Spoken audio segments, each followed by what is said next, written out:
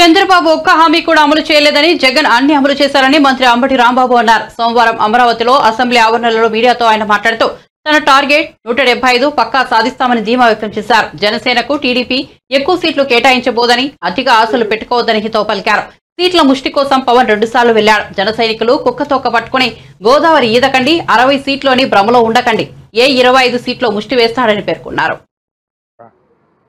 పవన్ కళ్యాణ్ గారు చంద్రబాబు నాయుడు గారి ఇంటికి దేనికి వెళ్ళాడో నాకు అర్థం కాల. ముష్టి కోసం వెళ్ళాడా? సీట్లు ముష్టి కోసం?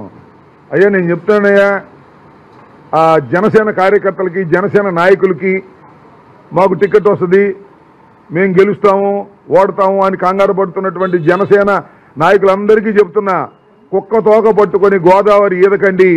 చంద్రబాబు నాయుడు గారి మాట విని పవన్ కళ్యాణ్ ముంచే పరిస్థితిలో ఉన్నాడు. ఏదో 60 సీట్లు ఇస్తారు, 70 సీట్లు ఇస్తారు, 8, 9 పార్లమెంట్ సీట్లు ఇస్తారని బయట మీరు ప్రచారం చేసుకుంటారు. ముష్టేస్తాడు. ఆ ముష్టి తీసుకునేటువంటి పరిస్థితి తప్ప గత్యంతరం లేని పరిస్థితి మీకుందని మనవి చేస్తున్నా.